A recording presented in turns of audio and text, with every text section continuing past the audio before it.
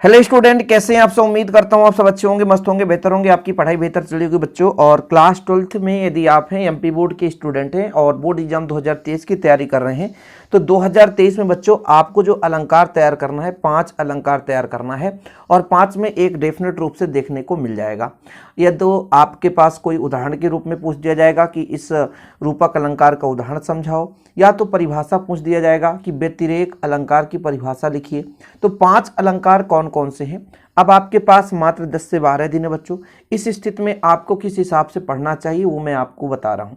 ऐसा नहीं कि आप परीक्षा दिन खोल लो, दिग्दर्शिका खोल लो, जितने अलंकार हैं सब पढ़ते जाओ, ऐसा नहीं है। आप अपने ब्लूप्रिंट के हिसाब से देखो कि कौन कौन से अलंकार पूछे जाने की संभावनाएं हैं। तो ये 5 अलंकार जिनको आपको पढ़ना है, एक तो रूपक अलंकार, संदेह अलंकार, भ्रांतिमान अलंकार, विरोधाभास अलंकार, व्यतिरेक अलंकार। हम इन 5 अलंकारों को अच्छे तरीके से समझाएंगे। सबसे पहले जो अलंकार देखेंगे वो रूपक अलंकार।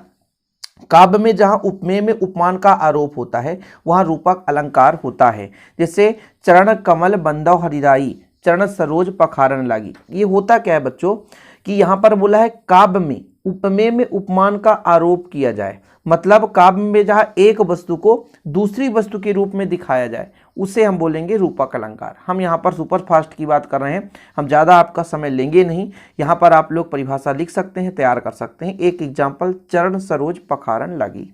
चरण सरोज पखारन लागी, यहाँ पर जो है वस्तु को दूसरी वस्तु से है ना तुलना किया गया, यदि एक वस्तु को दूसरी वस्तु के रूप में दिखाया गया।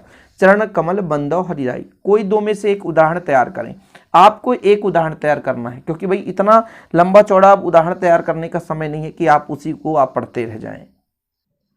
इसके बाद आप लोग देखेंगे भ्रांतिमान अलंकार, जहां सादृश्य के आधार पर किसी वस्तु को कुछ और ही समझकर, भ्रांतिमान मतलब भ्रम हो जाए, यानी किसी वस्तु को हमने देखा और ऐसा लगा कि वो मतलब दूसरा वस्तु है। जैसे आप लोग देखते हैं कि पुराने रीति रिवाज में आज भी कुछ लोगों को लगता है कि जैसे रात में कहीं निकल गए, अंधेरा है, कहीं पे थोड़ा सा मान लीजिए एक लकड़ी ही दिख गया, लेकिन उनको ऐसा लग रहा है कि जैसे भूत हो। या कि ऐसा जंगल में गए, किसी व्यक्ति को एक लकड़ी दिख गया, दो लकड़ी के दो छोटे छोटे शाखाएं हैं, तो ऐसा लग रहा है यार भालू बैठा है, काला काला दिख रहा है, तो ये भ्रम हो जाता है। वहां पे भ्रांतिमान अलंकार हो जाता है, जहां सादृश्य के आधार पर किसी वस्तु को कुछ और ही समझकर उसका चमत्कारपूर्ण वर्णन किया जाए। नहीं, लोग कहते हैं कि हमने वहां गया, अचानक लाइट जल उठी, इतना खतरनाक कि लगता था गांव जल जाएगा। ये सब सोची विचारी बात हो जाती है कि भाई कहीं पे बल्ब जला, बोले लाइट जल गई, ऐसा स्थित होता है ना। लोगों के मन में सफ़ेद कुछ दिख गया तो बोले यार सफ़ेद कलर में कोई भूत आया था और वहाँ से भूत गया,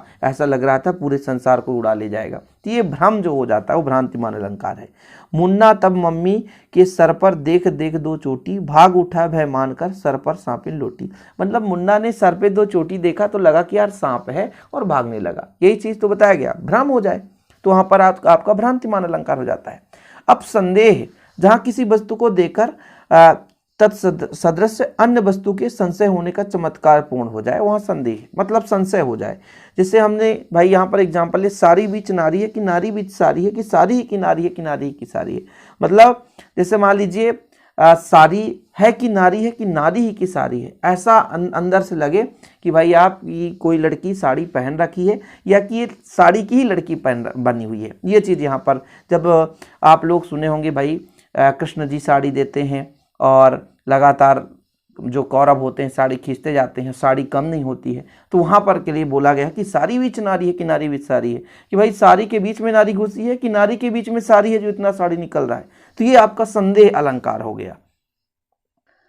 अगला अलंकार देखेंगे, चौथा नंबर में चलते हैं, विरोधाभास अलंकार, जहां विरोध ना होते हुए भी विरोध का आभास दिया जाए। मतलब ऐसा लगे कि विरोध नहीं हो रहा है लेकिन फिर भी वहां पर विरोध लगा दिए। देखो ना, विरोध ना होते हुए मतलब कोई ऐसी लेखन है जहां पर विरोध नहीं लगता है, ठीक है, विरोध ना होते हुए भी विरोध ना हो रहा हो लेकिन फिर भी उस शब्द से ऐसा अर्थ निकले कि विरोध कर रहा है ना। मतलब हम किसी चीज को पढ़ रहे हैं तो उससे ऐसा लगे कि विरोध नहीं हो रहा है, विरोध नहीं है इसमें, लेकिन वो शब्द हमें ऐसा बता दे कि भाई विरोध हो रहा है।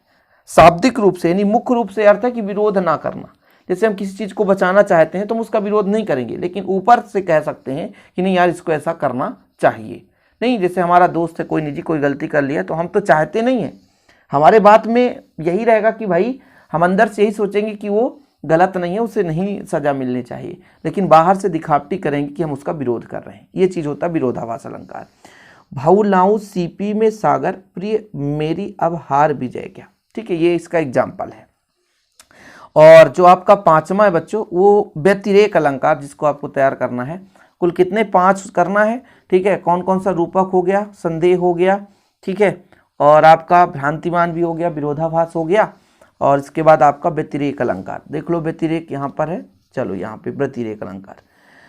जहां उपमा में उपमेय की श्रेष्ठता बताई जाए, जहां उपमान में उपमेय की श्रेष्ठता बताई जाए, वहां व्यतिरेक अलंकार होता है। वही चीज ऊपर लिखा, वही चीज। जब शुभरन सुख माकर सुखद न थोर, ये आपका एग्जाम्पल है, ये किसका, व्यतिरेक का है। और है सीए अंग सखी कोमल कनक कठोर, सीए अंग सखी कोमल कनक कठोर। तो ये एक आप एग्जाम्पल तैयार कर लें, और इतना 5 ही आपको पढ़ना है अलंकार में, 5 अलंकार ही पढ़ना है। इतना में आपको, है ना, एक अलंकार मिल ही जाएगा बोर्ड एग्जाम में। ज़्यादा आप मत फोकस कीजिए भाई, 5 से 6 मिनट में आपको एक छोटे से वीडियो के माध्यम से मैंने प्रोवाइड किया। उम्मीद करता हूं कि आप लोगों को पसंद आए तो लाइक करके शेयर कर दें। नोट्स आपको यदि भैया लिखना है तो अब लिखने का टाइम तो नहीं है, रिवीजन के रूप में ये कर सकते हैं, लेकिन बाद में जो तैयारी कर रहा है वो लिख कर भी तैयारी कर सकता है बच्चों। ओके, आज के लिए इतना ही। जय हिंद, वंदे मातरम।